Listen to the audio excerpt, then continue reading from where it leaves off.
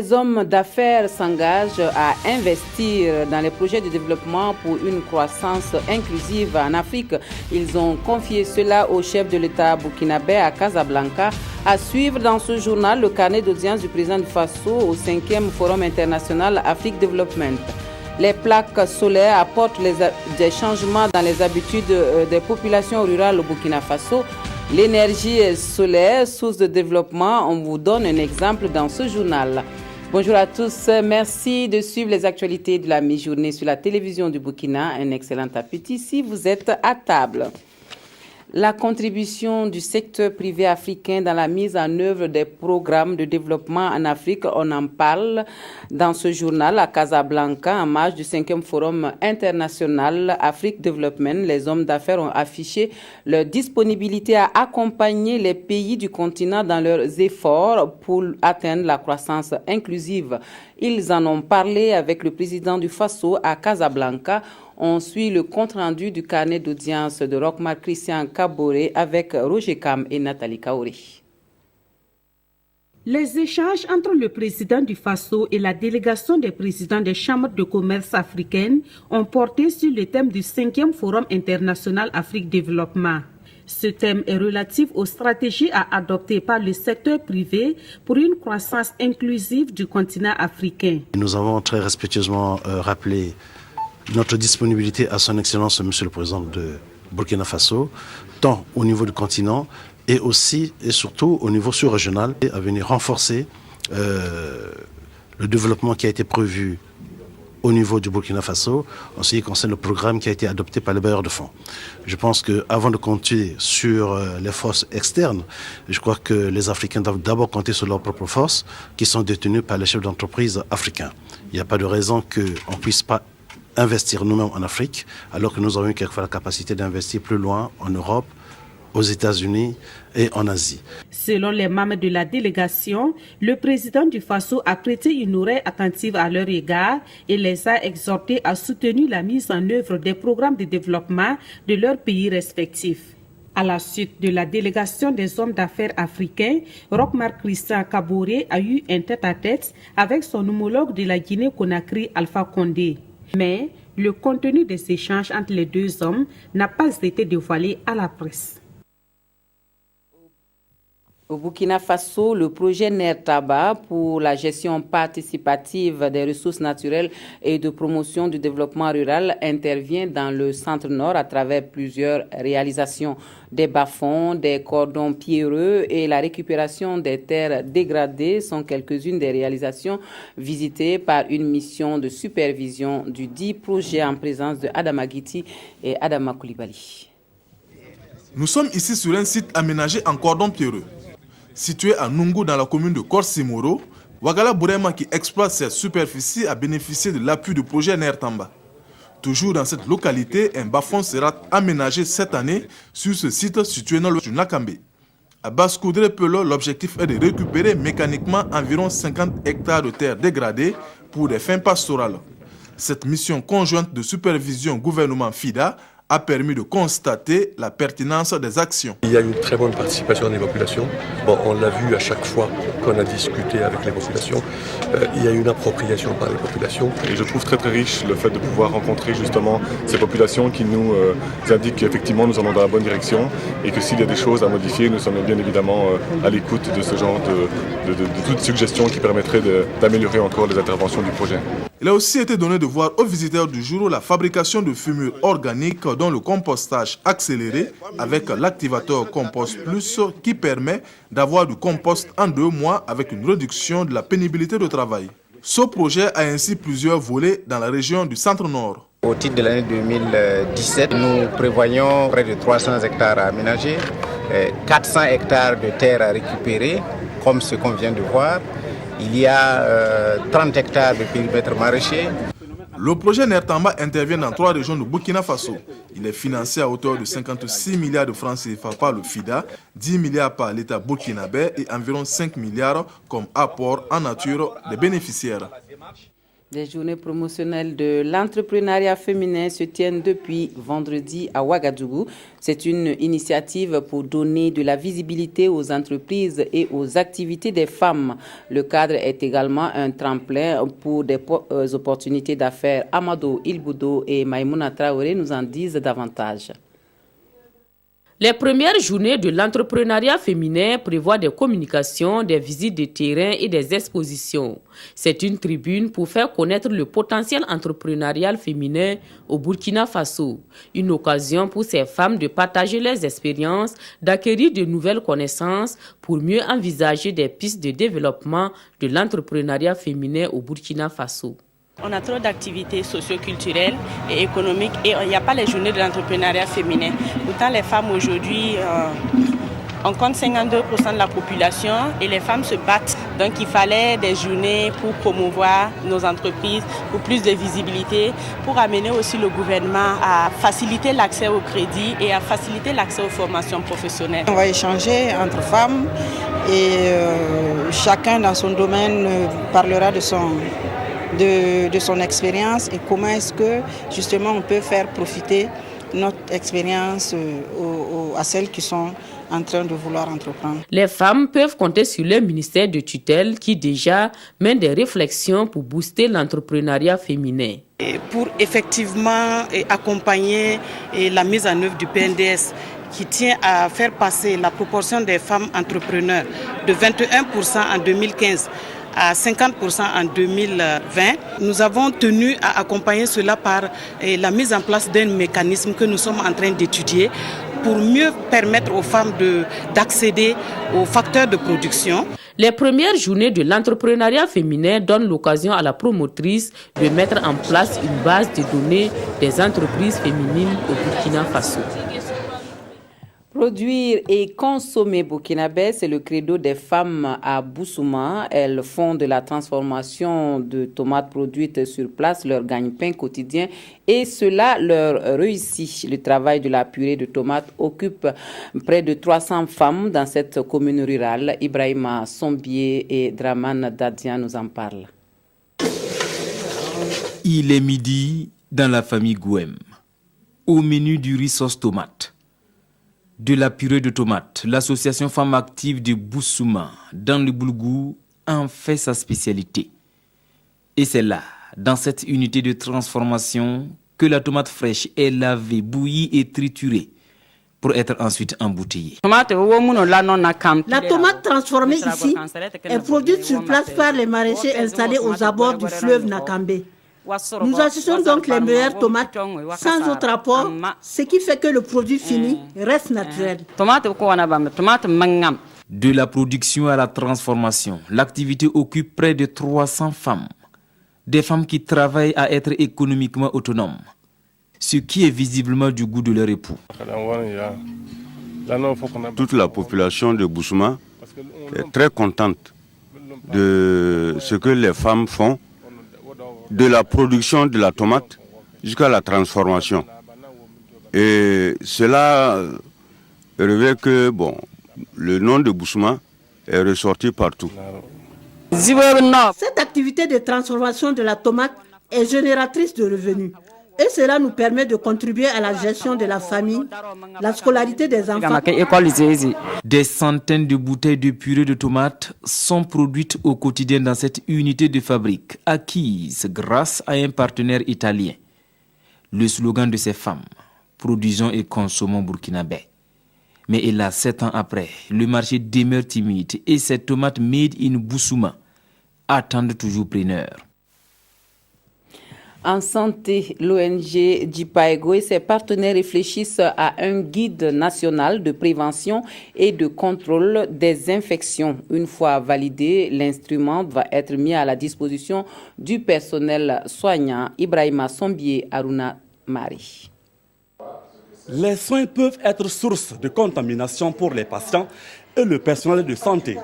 Pour éviter ces risques, l'ONG Jipaego entend mettre ici à la disposition des établissements sanitaires un document de référence à la matière. Ce guide est en cours d'élaboration et doit être finalisé pour permettre à l'ensemble des agents de santé de pouvoir utiliser ce guide-là pour prévenir et contrôler les nouvelles infections qui peuvent découler de leurs prestations. De façon générale, avec ce guide, nous allons pouvoir prévenir et contrôler les infections nosocomiales en rapport avec les soins. Ce guide viendra donc renforcer les capacités des formations sanitaires dans le domaine de la prévention de l'infection en milieu de soins.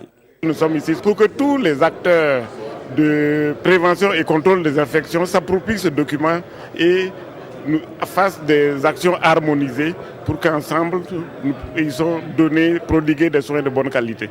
L'élaboration des programmes de prévention et de contrôle de l'infection associée aux soins est une recommandation de l'Organisation mondiale de la santé, OMS. Le guide qui sera validé à l'issue des travaux a été financé par le Centre de contrôle et de prévention des maladies basé à Atlanta, aux États-Unis d'Amérique. On lève le tabou sur le cancer du col de l'utérus pour barrer la route à la pathologie qui fait de nombreuses victimes. C'est la démarche des femmes du ministère de la Communication à travers une séance de dépistage hier vendredi. Mais des spécialistes ont tout d'abord parlé de la maladie aux femmes. Nongba Kouda Mariam Dao, Mounira Kiri. Une conférence publique sur le cancer du sein et du col de l'utérus. Pas question pour les femmes du ministère de la Communication de se laisser surprendre par le cancer.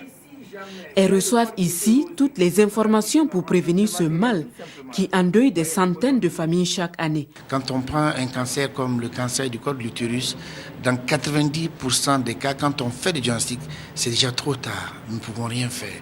C'est pour ça l'importance de ce dépistage-là, en fait, pour éviter justement de voir ces cas inopérables, ces cas dépassés, où la prise en charge est pratiquement, je ne dirais pas impossible, mais en tout cas est très limitée dans notre contexte de Burkina. Je pense qu'il faut féliciter les différentes mutuelles de la communication et toutes les femmes qui y travaillent, qui ont accepté donc cette initiative-là.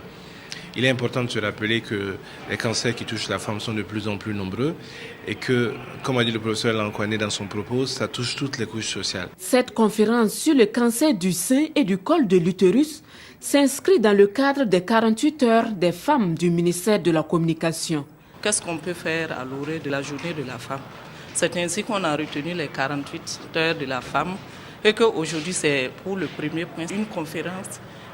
Un dépistage sur le col de l'utérus. Demain également, il y aura une rencontre avec le ministre lui-même pour ensemble encore discuter et quelles difficultés nous rencontrons dans ce métier. En attendant, le premier responsable du département de la communication souhaite que ces femmes soient des relais pour encourager d'autres femmes à se faire dépister.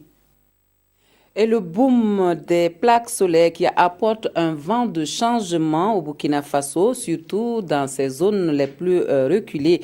Les panneaux solaires donnent de la lumière, mais surtout ouvrent les villages à la modernité. On vous donne l'exemple hawaïen, une bourgade située à une 60aine de kilomètres de la capitale burkinabé. Salifou Belem et Omar Zombré.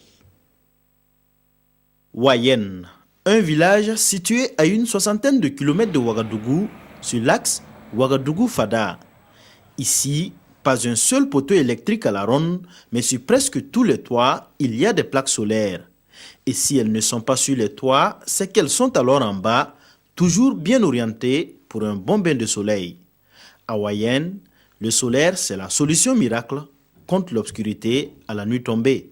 Avant, on n'a pas... Moi, quand il fait chaud, on utilise les torches pour utiliser. Et maintenant, comme avec les plaques solaires, là, chaque soir, on peut avoir de l'éclairage partout. Avant, nous étions dans le noir et nous vendions à l'air des torches à main. Après cela, nous avons connu les dynamomètres et aujourd'hui, nous les avons laissés tomber au profit des plaques solaires. Amidou Kafando est coiffeur de métier. Avant, il utilisait des outils rudimentaires pour coiffer ses clients. Aujourd'hui, grâce à un panneau solaire, une batterie et quelques prises, son salon s'est un peu modernisé et sa capacité de travail décuplée. Avant, je me travaillais avec ciseaux. Il y avait une machine qui a plusieurs dents comme ça. C'est là qu'on appuie, que les cheveux s'enlèvent un peu jusqu'à la fin. Et réellement, je travaille en plaque solaire. Maintenant, j'utilise avec cette machine. Dès aujourd'hui, maintenant, je peux travailler là où je veux. Une journée comme ça, je peux coiffer. Et 20 ou 20, 30 comme ça, des ans. Dans ce village, la technologie du solaire semble être à la portée de tous. Domicile, boutique, salon de coiffure ou de couture, bar dancing, ici, tout est alimenté par le soleil. Des nouvelles sonorités musicales aux dernières informations télévisuelles, plus rien n'échappe désormais aux habitants de Wayenne. Le solaire a complètement bouleversé le mode de vie et l'économie des villageois. Le solaire a changé notre vie. Depuis que nous avons installé les plaques solaires, nous pouvons regarder la télé et nous informer sur tout ce qui se passe dans le pays sans avoir à nous déplacer.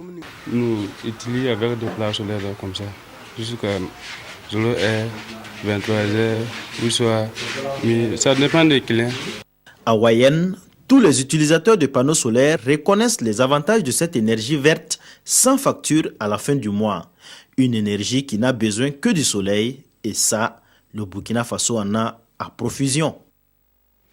Autre point de l'actualité, le ministère en charge des ressources animales sensibilise sur la prévention et la riposte de la grippe aviaire à travers le pays. L'étape des hauts bassins s'est déroulée vendredi dernier auprès des techniciens et éleveurs de la région sur les mesures à prendre en cas de besoin. Martin Zerbo à Hadi Sandamba. D'avril à juin 2015, le Burkina Faso a été frappé pour la deuxième fois par la grippe aviaire, engendrant ainsi environ 4 milliards de francs CFA comme pertes directes et indirectes. Et de cette expérience de riposte, il s'est avéré que la lutte contre la maladie révèle des failles. Avec donc le recul, l'on peut envisager des mesures pour faire face à d'éventuels cas de grippe aviaire, d'où la tenue du présent atelier. Cette campagne, c'est justement pour informer les acteurs sur la maladie, pour qu'ils connaissent bien la maladie. Et comme préalable dans cette dynamique de prévention de la grippe aviaire, il y a des précautions à observer. La première d'abord, c'est de bien déclarer son élevage. Quand on élève, il faut que l'élevage soit bien connu, officiellement installé et que les techniciens sachent que vous êtes en train d'élever tel effectif à tel endroit.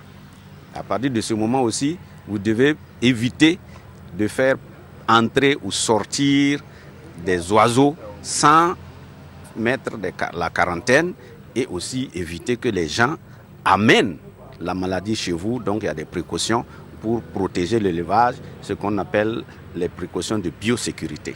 La présente campagne va donc sensibiliser aussi les acteurs sur les mesures appropriées de riposte. Des acteurs qui ont donc été exhortés à être des relais auprès des populations à la base pour une meilleure sauvegarde de la santé de nos volailles et partant des hommes.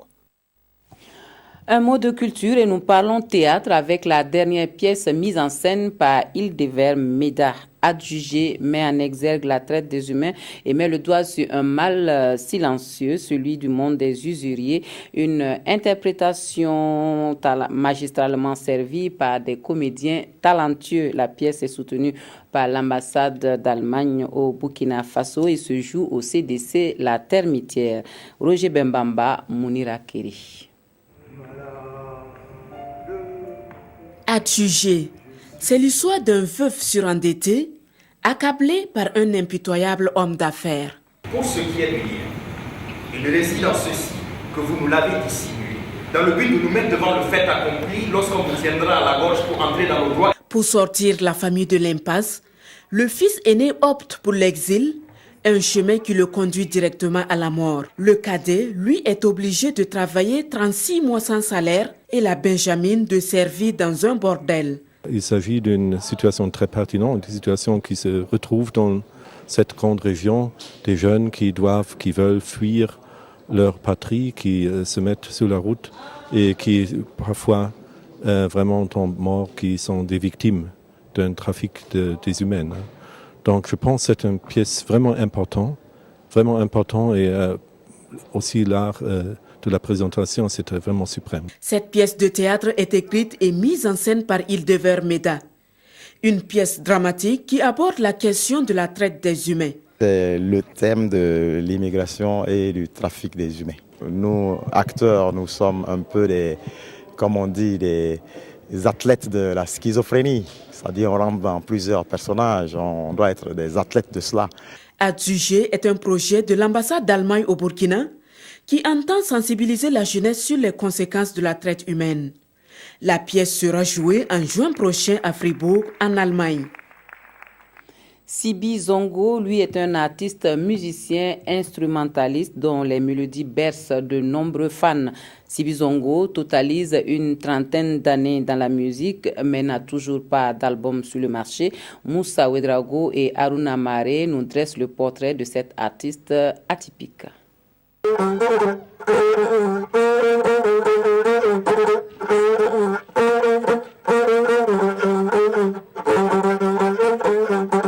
Sibi Zongo, un nom et une passion pour le Ruduga. Cet handicapé visuel de naissance s'est laissé emballer dès son jeune âge par le Ruduga, un instrument de musique traditionnelle que jouait son oncle à l'époque. En maître, c'est lui d'ailleurs qui a initié l'élève à la musique. C'est un instrument fabriqué à partir de la peau de mouton et de la queue de cheval. C'est ça qui donne la mélodie qui accompagne ma voix. Ce n'est pas compliqué pour celui qui veut apprendre à le jouer. Si tu t'appliques, tu peux y arriver. Au palais du Moro Naba, il y a des joueurs de Ruduga, mais eux ne sont pas handicapés visuels. Jouer au Ruduga n'est pas que l'apanage des personnes vivant avec un handicap visuel, nous signifie Sibi Zongo. Il estime que son handicap ne constitue pas un frein à son inspiration. Une réalité partagée par Louise, la première fille de l'artiste qui écoute la mélodie du père avec beaucoup d'enthousiasme et ce depuis son enfance. Je suis très heureuse de le voir jouer parce que ça me donne la joie. Et puis, il nous montre comment la tradition était. Sibi Zongo est aussi le président des handicapés visuels de sa province. L'homme concilie donc musique et vie associative. Il a passé quelques mois à s'initier au braille, mais l'artiste compose toujours ses chansons dans sa tête. Pas de support écrit comme aide-mémoire. Et pour lui, le Ruduga a toute sa place dans la musique.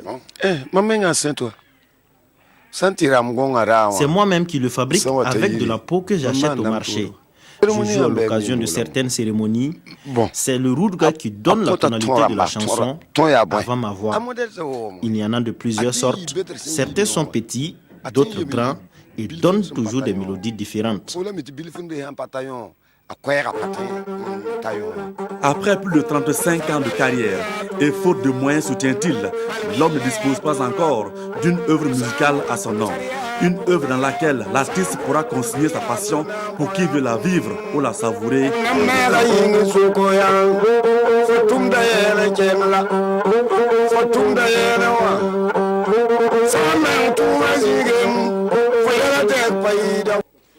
Et pour finir, un mot de sport, un match retour comptant pour la finale donc de la Ligue africaine, les 16e de finale de la Ligue africaine des champions.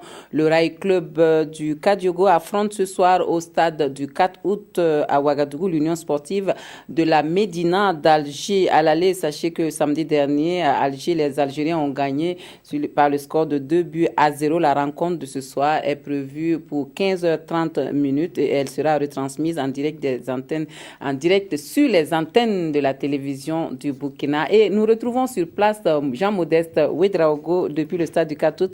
Bonjour Jean-Modeste. Bonjour Marguerite, je ne souhaite pas que vous soyez à ma place actuellement parce que c'est plus de 40 degrés et donc c'est pas facile, c'est pas simple ici au stade du 4 août. Je comprends Modeste. Alors dites-nous rapidement quel est l'enjeu de la rencontre de ce soir entre le RCK et l'Union sportive de la Médina d'Alger, Jean-Modeste.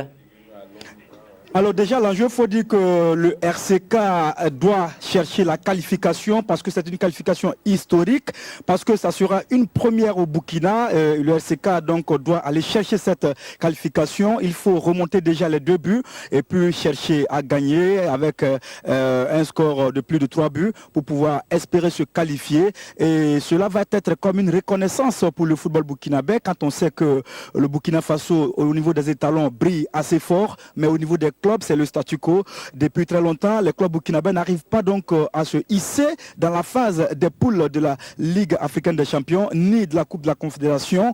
Donc aujourd'hui, c'est l'occasion pour le RCK de pouvoir donc se hisser dans ce cercle restreint des clubs les meilleurs de l'Afrique. Et donc on espère tous que le RCK va pouvoir remonter cet handicap de 2 buts et puis chercher la qualification. Est-ce qu'il y a une raison véritable de croire au RCK ce soir, Jean Modeste?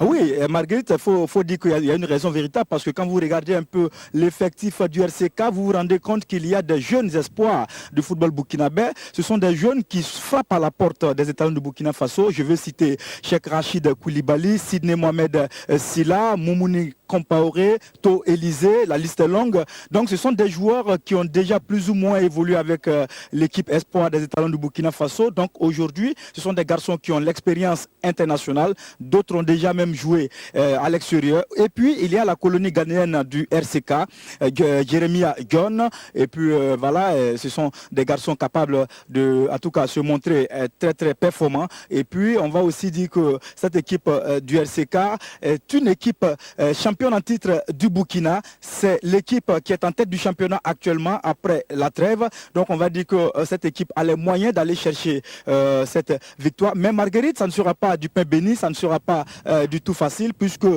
du côté de l'USMA c'est l'Union sportive de la Médina d'Alger, il y a un certain Paul Put sur le banc de la Médina. Donc on se dit que ça ne sera pas du tout facile. Paul Put, c'est l'ancien entraîneur des étalons du Burkina Faso.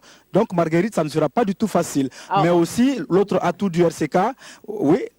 L'autre atout du RCK, ça sera le public qui va massivement faire le déplacement ici au stade du 4 août. Pour l'instant, le stade est vide, mais il faut dire que la tempête orange annoncée par le RCK, par les supporters du RCK, on attend de voir ce que ça va donner. Pour l'instant, il n'y a pas grand monde ici au stade du 4 août, le stade est désert, mais il y a une image qui retient notre attention, Marguerite, c'est le drapeau du RCK orange et noir, à côté du drapeau de l'étoile filante de Ouagadougou, bleu et blanc. Cela voudrait signifier que ce match du RCK n'est pas seulement qu'un match du RCK, c'est le match de tous les Burkinabés, c'est le match de tous les clubs burkinabés, c'est le match de tous ceux qui aiment le beau football. Merci Jean-Modeste, il ne nous reste plus qu'à souhaiter bonne chance au RCK.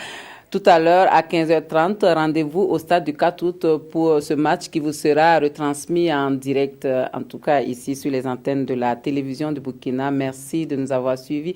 Moi, je vous souhaite un excellent week-end à tous et à toutes.